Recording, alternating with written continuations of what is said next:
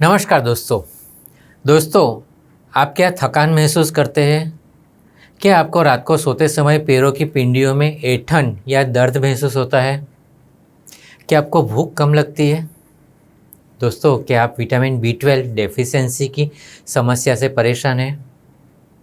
जी हाँ दोस्तों, यदि आपका जवाब हाँ है तो ये वीडियो आपके लिए है।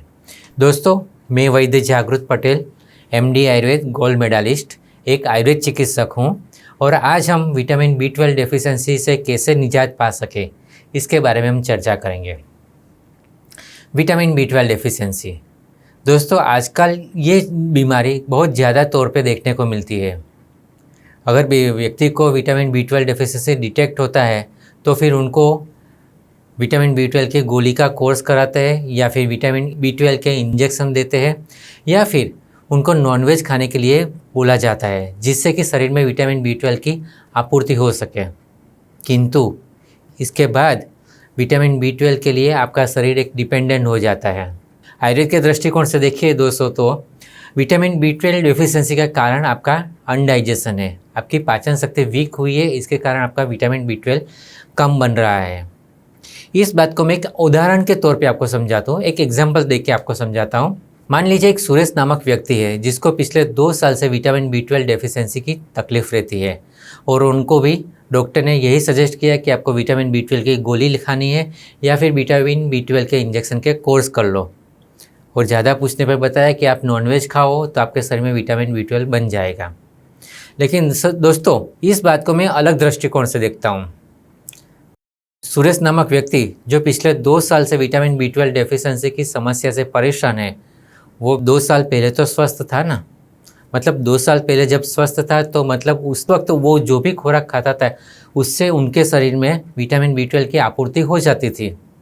अभी सुरेश का डाइट वही है जो पहले 2 साल पहले खाता था, तो मतलब 2 साल पहले वो डाइट लेता था, उससे उसके शरीर में विटामिन B12 की आपूर्ति हो जाती थी।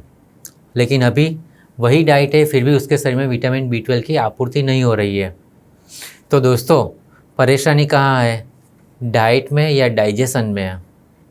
करेक्शन कहाँ करना है, डाइट में या डाइजेशन में? जी हाँ दोस्तों, एग्जैक्टली। अगर आपका डाइजेस्टिव पावर ठीक है, अगर आपको भूख ठीक से लगती है और खाना ठीक से हजम होता है, सिर्फ खाने से मतलब नहीं लेकिन खाना हजम होना चाहिए।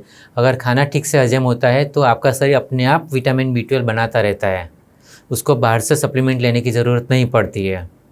और वैसे भी जिनका डाइजेशन पावर वीक है वो व्यक्ति अगर नॉनवेज भी खा ले तो भी उसके शरीर में विटामिन B12 की आपूर्ति होना संभव नहीं है, क्योंकि उनका डाइजेस्ट ही नहीं होता है। शरीर कहाँ से एक्यूमुलेट करेगा वो, इसलिए आपका डाइजेशन पावर ठीक रहना ज़रूरी है। तो दोस्तों, अगर आपको विटामिन B12 डेफिशिएंसी से निजात पाना है या आपको विटामिन B12 का डेफिशिएंसी ना आए, इसके लिए आपको पहले से सावधानी रखनी है, तो इतने थोड़े से सूत्र को आप फॉलो कीजिए।